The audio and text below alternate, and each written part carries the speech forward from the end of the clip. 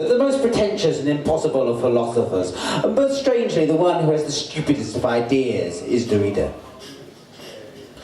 Now, Derrida writes in his early works of grammatology and writing and difference, and he has a novel twist on an old idea in philosophy. The old idea is that we really don't see the world as it is. We see it as our bodies allow it or our self permits us. An idea as old as Parmenides, but really got its impetus under Spinoza.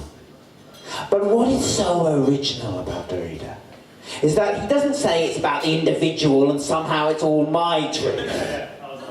Or even, as Hume will say it, it's all about the vivid life of reality, the light that is different from all other lights. No.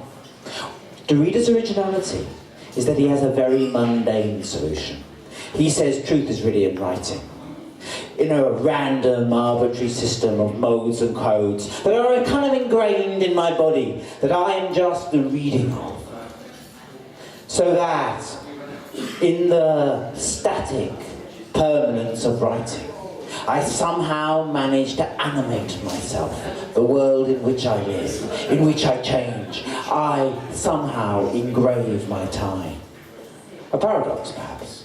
And fitting a philosopher who is thought to be difficult. And yet, would you believe it? I actually owe to that paradox how I earn my living. I mean it. I mean, for those of you who think that there's any money in stand-up philosophy, I'm sorry, there isn't. I actually earn my money as a maths teacher. I mean it. And that idea of Derrida is the most important concept any maths teacher or tutor could have.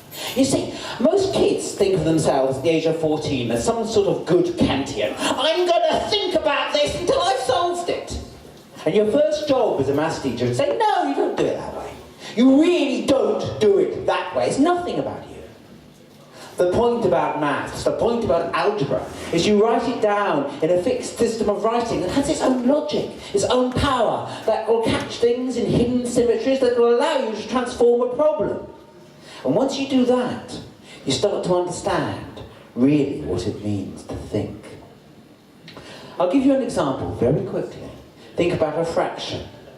What is a fraction but a timesing dividing machine? It allows you to run your brain as if it was some kind of app, as if you were always either timesing or dividing. Writing, Derrida is right, is the power of thought. But there's something more to it than that. You see, and this is really what I tell my 14-year-olds, and I mean it, writing is freedom. You see, once you write things, you've got the freedom to reread them. You can't reread them if you don't write them. So you can't know what's going on. More than that, though. Far more. Once you actually start to read and to reread and to reread, you start to have the courage to be something that is so difficult, so hard, particularly in a maths exam, but also in life. You start to have the courage to admit you're wrong. Not, I'm wrong, as in some sort of emotional turmoil, or even, I'm wrong as a creative artist. Rather, I'm wrong, I'm going to be right. I'm going to reread this question. I'm going to learn through it. I'm going to change my mind by it. So that teaching maths for me becomes yet another access to freedom. Another way we can re-understand who we are. At least that's what I tell my 14-year-olds.